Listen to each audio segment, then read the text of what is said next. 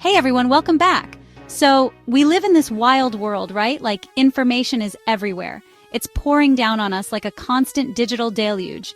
And the thing is, not all of it is, well, true, which is kind of a big deal because we make decisions based on what we think we know. From the stuff we read on social media to the news articles we skim, it seems like everyone's trying to tell us what to think.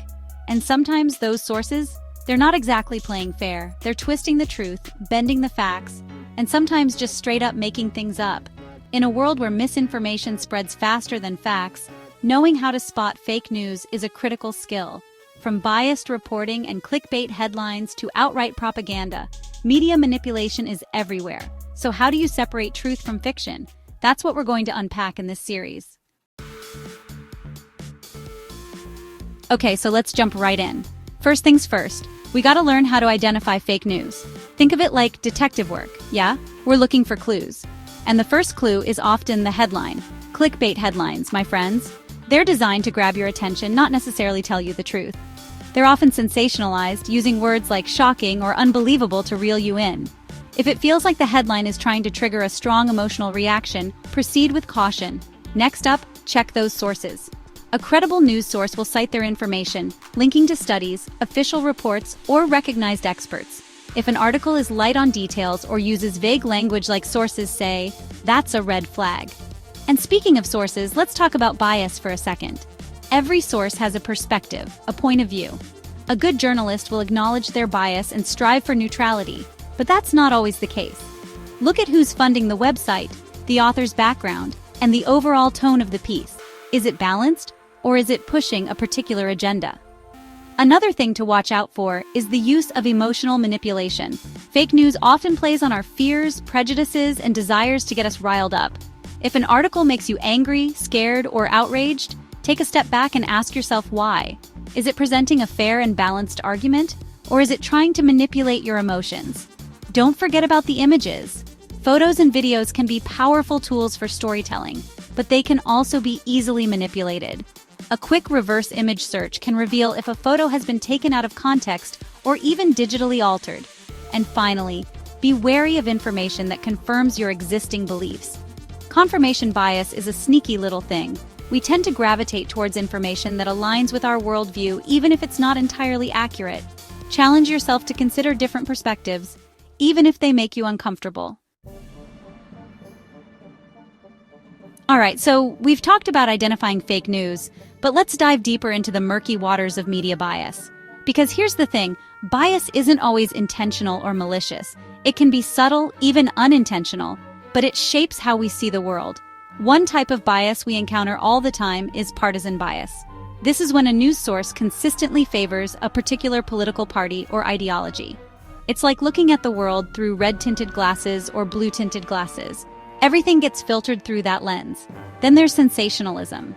This one's all about the drama, the shock value, the OMG you won't believe this stories. It's like the news equivalent of junk food. It might be tasty in the moment, but it's not exactly nutritious. And then we have omission, which is a bit sneakier. It's not about what's being said, but what's being left out. By selectively choosing which facts to present and which to ignore, news outlets can paint a very different picture of reality. It's like that old saying, there are 3 sides to every story: your side, my side, and the truth. Media bias often prevents us from seeing all sides of the story. And that's why it's so important to be aware of it. So how do we navigate this minefield of bias? One way is to diversify our media diet. Don't just rely on one news source. Check out different perspectives, even if you don't agree with them. Another strategy is to be aware of your own biases. We all have them. What are your preconceived notions? What are your blind spots? Once you're aware of your own biases, you can start to challenge them. So, we've talked about identifying fake news and understanding media bias, but why does misinformation spread so easily in the first place? Well, it turns out our brains are wired to be drawn to the sensational, the shocking, the things that make us go, whoa, did you hear about? Our brains love a good story. And unfortunately, fake news often tells a more compelling story than the truth. It's designed to play on our emotions, to confirm our existing biases, and to spread like wildfire through social networks. Think about it. You're scrolling through your feed, and you see a headline that makes your jaw drop. You're more likely to share that, right? It's like a social currency.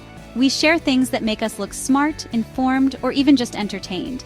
And here's where those pesky algorithms come in. Social media platforms are designed to keep you engaged, to keep you scrolling, to keep you clicking. And what keeps us more engaged than content that triggers a strong emotional response? So, the algorithms pick up on what we respond to, and they start showing us more of the same. It's like being trapped in an echo chamber of our own biases. We see what we want to see, and we hear what we want to hear. But here's the thing. Just because something is repeated 1,000 times online doesn't make it true. We have to be critical thinkers. We have to question everything. We have to be willing to do the work to verify information before we hit that share button. Okay, so we've established that spotting fake news is essential, but how do we actually do it? What are the tools of the trade for discerning truth seekers? Well, get ready to take notes, because class is in session. First up, let's talk about cross-referencing. Think of it like triangulation. If you see a piece of information from one source, don't just take it at face value. Look for other reputable sources that can corroborate the story. And when I say reputable sources, I'm talking about established news organizations with a track record of accuracy, fact-checking websites like Snopes or PolitiFact, and academic journals. Speaking of websites, let's play a little game of spot the red flags. Does the website have a clear bias? Does it lack author information? Are there tons of pop-up ads and clickbait headlines? If so, proceed with caution. Next up, let's channel our inner internet sleuths and talk about reverse image search. Found a photo that seems too good to be true? Right-click on it and select Search Google for image. This will show you where else the image has appeared online and can help you determine if it's been doctored or taken out of context. Another handy tool is the Wayback Machine. This digital archive lets you see how websites looked in the past, which can be helpful for spotting inconsistencies or changes in narratives. And finally, don't be afraid to consult with experts. Librarians are amazing resources for research, and there are fact-checking organizations all over the world dedicated to debunking misinformation.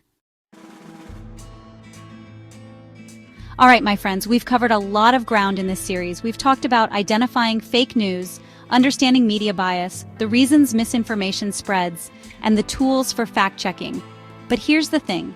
The fight against misinformation is an ongoing battle, and it requires constant vigilance. Think of it like building up your immune system against digital viruses.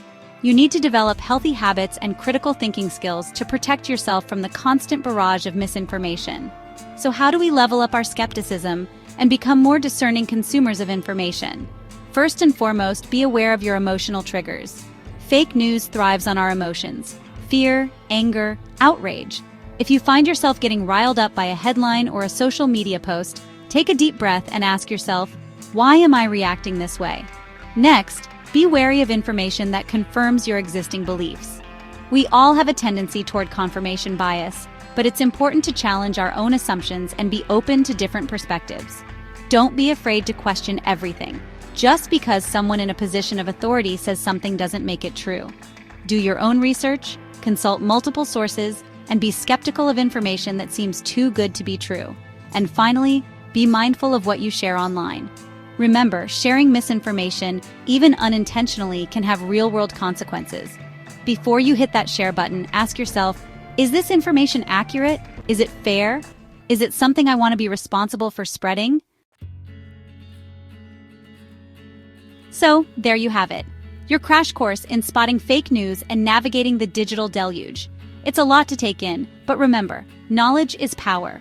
The more you know about how misinformation spreads, the better equipped you'll be to protect yourself from it. The truth is out there, but finding it requires critical thinking.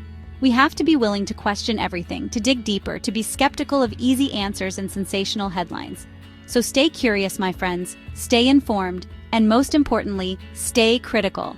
Because in the age of information overload, the ability to think for yourself is more important than ever. Watch now to arm yourself with the tools to navigate the news without being misled.